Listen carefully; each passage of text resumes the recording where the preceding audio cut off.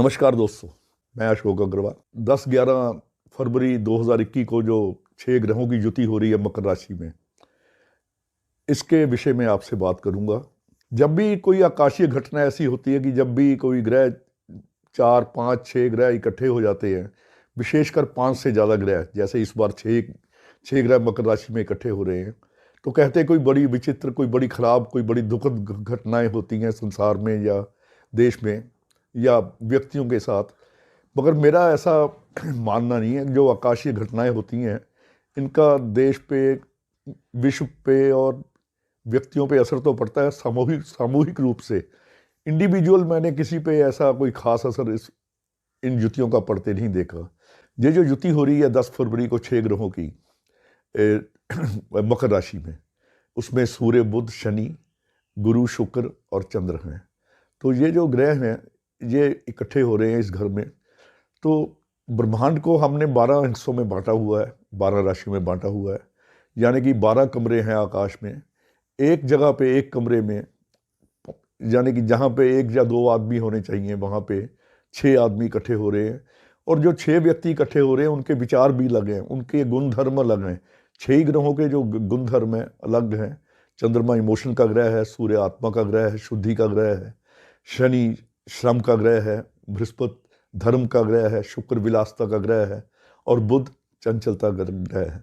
यानी कि ऐसे 6 व्यक्ति एक कमरे में इकट्ठे हैं जिनके गुण और धर्म आपस में बिल्कुल नहीं मिलते। तो वहाँ पे कुछ, जब ऐसे व्यक्ति मिल जाते हैं तो कुछ ना कुछ कंट्रोवर्सी तो होती है, कंट्रोवर्सी होती है या कुछ शोर शराबा होता है या उनमें कोई वाद विवाद होता है जिसका कि असर ज़मीन पे पड़ता है, धरती पे पड़ता है। तो वो भी पड़ेगा, ज़रूर पड़ेगा। मगर इंडिविजुअली कुछ किसी के लिए कुछ बुरा हो, ऐसा मैं नहीं समझता कि इस युति से इतना घबराना नहीं चाहिए, पॉजिटिव रहना चाहिए। और इस युति की सबसे विशेष बात यह है कि उस दिन सभी ग्रह सूर्य को छोड़कर, सूर्य धनिष्ठा नक्षत्र में होंगे, बाकी 5 ग्रह श्रवण नक्षत्र में होंगे। श्रवण नक्षत्र चंद्र का नक्षत्र है और चंद्रमा खुद वहाँ विराजमान है। तो जो अपनी वैदिक थ्योरी है, उसमें जो ग्रह जिस नक्षत्र पे होता है उसका भी काम करता है, उसका भी प्रतिनिधित्व करता है, उसका एजेंट बन जाता है एक तरह से। तो अगर वो चंद्रमा के नक्षत्र में है सारे ही, तो यानी कि यहाँ पे इमोशनल जो मूवमेंट्स हैं वो ज़्यादा होंगी। हर एक व्यक्ति पे भी इमोशनली इसका ज़्यादा प्रभाव पड़ेगा। भावनात्मक रूप से आप ज़्यादा पीड़ित हो सकते हैं या अपनी भावनाओं में बह के कोई गलत काम कर सकते हैं। तो सबसे अच्छा क्या है कि जो भी आप व्यक्तिगत रूप से इस वीडियो को देख रहे हैं, अपनी भावनाओं को कंट्रोल करिए। और श्रवण नक्षत्र में सारे हैं ये जो ग्रह। श्रवण नक्षत्र का जो आकार है आकाश में, वो कान की तरह है। एक तो उसका सिंबल कान है और एक उसका सिंबल तीर है, एरो। तो श्रवण जो नक्षत्र के सिंबल हैं, ये इन सिंबल के पीछे भी जो कहानियां हैं या रहस्य हैं वो बड़े गहरे हैं। कान का मतलब है, कान हमारा सुनने का काम करता है। नक्षत्र के नाम से भी श्रवण का मतलब सुनना होता है, कि यानी कि हमें सुनना ज़्यादा चाहिए। ज़्यादा सुनेंगे, ज़्यादा लर्न करेंगे, ज़्यादा सुनेंगे, गंभीरता से सुनेंगे, तो वैसा ही हम, अगर हमारे दिल में बैठ जाए तो हम एक्ट करने लग जाते हैं। तो सबसे पहले तो इन दिनों में, क्योंकि इस युतियों का जो असर रहता है वो कम से कम 2-3 महीने ज़रूर रहता है, तो इस युति का भी असर रहना चाहिए, रहेगा।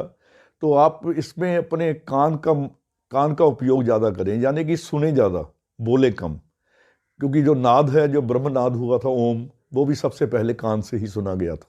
कान का बड़ा महत्व है। कान को आप सुनिए ज़्यादा, सुनिए ज़्यादा और खामोश भी ज़्यादा रहिए।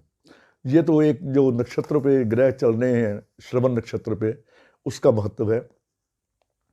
और जो सूर्य हैं धनिष्ठा नक्षत्र में, मंगल के नक्षत्र में है। मंगल अपनी राशि में है, वो मेष राशि में, कालपुरुष की राशि में लगन में बैठे हैं। तो सूर्य भी यहाँ पे बहुत बलवान है। और तकरीबन सारे ग्रह अस्त हैं। चंद्रमा भी 11 तारीख को अमावस है, 11 तारीख को चंद्र भी पूर्ण तरह से विलीन हो जाएगा, यानी कि अस्त हो जाएगा। तो 6 ग्रहों की, 5 ग्रहों की ऊर्जा सूर्य अपने आप में समाहित किए हुए हैं। तो सूर्य बहुत बली हो जाएंगे। सूर्य के जो इष्ट हैं वो भगवान विष्णु हैं। और श्रवण नक्षत्र के भी जो डेटी है, जो देवता हैं, वो भी विष्णु हरि लिखा गया है। तो यानी कि विष्णु पूजन, विष्णु सहस्त्र नाम, विष्णु पूजन का मतलब होता है विष्णु भरण पोषण के देवता हैं। कि आप दूसरों के भरण पोषण का भी ख्याल करें, उसमें अपने निजी स्वार्थ त्यागें और दूसरों का भी ख्याल करें। जितना आप दूसरों का ख्याल करेंगे उतनी ये ग्रह ज्योति आपके लिए फ़ायदेमंद हो जाएगी। तो इनका जो इस ज्योति में जो शनि है वो सबसे बलवान है। तो शनि के बलवान होने से क्या है, शनि श्रमिक वर्ग और मजदूर वर्ग को रिप्रेजेंट करते हैं। मेरा ख्याल है जो जो किसान आंदोलन चल रहा है, तो ये 11-12 फरवरी के बाद मेरा ख्याल है कि जो ये ज्योति बता रही है, शनि जीत रहा है कि यहाँ किसानों की किसी न किसी प्रकार जीत होगी या कोई समझौता ऐसा हो जाएगा जिससे वो अपनी घर वापसी के लिए तैयार हो जाएंगे। ऐसा सम्मानजनक रास्ता कोई सरकार निकाल सकती है जिससे कि श्रमिकों को राहत मिले। और ऐसी मेरी कामना भी है कि ये जो ठंड में किसान बैठे हैं ये बेचारे अपने घर को जाएं, सरकार इनकी कुछ उचित मांगों को की तरफ अवश्य ध्यान दे। तो और मैं अब लाल किताब पे आता हूँ। लाल किताब में इन 6 ग्रहों की ज्योति को, अगर ये ज्योति लगन में हो जाए, जो बच्चे पैदा हो जाएंगे मकर लगन में पैदा हो जाएंगे, उनके लिए ये ज्योति खराब रहेगी, क्योंकि लगन में ज़्यादा ग्रह होने का मतलब है कि आदमी डिस्टर्ब रहता है। और यही ज्योति अगर कर्क लगन में जो पैदा होंगे उनके सप्तम भाव में होगी। लगन को राजा और सप्तम भाव को वजीर माना गया है, यानी कि कर्क लगन में पैदा होने वाले जो राजा होंगे उनके पास वजीर ज़्यादा होंगे, यानी कि सप्तम भाव में 6 ग्रह होंगे। तो इसका मतलब कर्क ग्रह के लिए, कर्क लगन वालों जो बच्चे पैदा होंगे उनके लिए ये ज्योति बहुत अच्छी रहेगी। और जो मेष लगन में पैदा होंगे, मेष लगन में पैदा होने वाले तो वैसे भी अगर वैदिक से देखा जाए तो रुचक योग में पैदा होंगे, मंगल लगन में है, दसम में शश योग बन रहा है और दसम में गज केसरी योग बन रहा है, नीच भंग जो राज योग बन रहा है, क्योंकि गुरु नीच हैं, शनि साथ में है, गुरु साथ में है, उनका नीच भंग हो रहा है। तो मेष लगन, कर्क लगन और ये तुला लगन के जो जातक हैं जिनके चौथे घर में आएगा उनके लिए डिस्टर्बेंस रहेगी, उनका जीवन कुछ अस्त व्यस्त भी रह सकता है, क्योंकि चौथे घर में ये जो ज्योति है जहाँ शनि भी शामिल हों वो इतनी बढ़िया नहीं मानी जाती। तो इस प्रकार जो मेरा जो आंकलन था थोड़ा सा मैंने आपके साथ शेयर किया कि इस ज्योति में जब जो बच्चे होंगे किन लगनों में पैदा होंगे, यानी कि अगर वो कर्क लगन में पैदा होते हैं या मेष लगन में पैदा होते हैं तो उनके लिए ये ज्योति बहुत बढ़िया रहेगी। मकर लगन में पैदा होने वाले बच्चों के लिए सामान्य नहीं रहेगी और तुला लगन में रहने वालों के जन्म लेने वाले बच्चों के लिए भी ये ज्योति इतनी बढ़िया नहीं रहेगी। मगर ये ज्योति जो है वो आप सबके लिए शुभ होगी, ऐसा सोच के चलिए।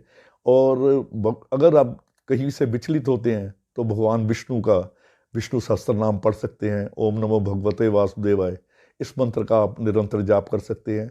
और जो टिप है इस जो वीडियो का वो यही है कि आप 1-2 महीने सभी राशि वाले सुनने पे ज़्यादा ध्यान दें। बुजुर्गों की जो बातें हैं, जो सियाने आदमी हैं, जो आपके दोस्त हैं, मित्र हैं, उनसे मिल के उनसे कंसल्ट करके कोई नया काम करें। और कोई जोखिम वाला काम है उसके लिए अभी 1-2 महीने बचें आप, कि ज़्यादा रिस्क लेने में, स्टॉक शेयर में, मार्केट में, या कोई नया काम भी जो शुरू करने लग रहे हैं जिसमें ज़्यादा रिस्क इन्वॉल्व हो, तो उसके लिए आपको अभी 1 महीना या 1.5 महीना या 45 दिन ये वेट करना चाहिए। स्कीम बनाइए, आप योजना बनाइए, मगर उसको कार्यान्वित करने के लिए आपको अभी 1 महीना रुकना चाहिए। तो इसके लिए जो मैंने उपाय आपको बताया है वो सिर्फ विष्णु सहस्त्र नाम का पाठ है, या सूर्य में सभी ग्रहों का बल लिए हुए हैं। आप सूर्य को नित्य पानी देंगे, गुड़ डाल के पानी देंगे या लाल फूल डाल के पानी देंगे, तो इससे भी जो इस ज्योति का जो अगर कोई दुष्प्रभाव हुआ वो भी आपके जीवन में नहीं रहेगा। तो इसी शुभकामना के साथ ये ज्योति आप सबके लिए बहुत बढ़िया रहे। आप पॉजिटिव रहिए, सकारात्मक रहिए और इस बात का फिर ध्यान करिए, nothing good nothing bad, thinking makes it so. कुछ अच्छा नहीं, कुछ बुरा नहीं, आपकी सोच से ही ये अच्छा बुरा होता है। सो आप सकारात्मक विचार रखिए और अपनी लाइफ को एंजॉय कीजिए। धन्यवाद।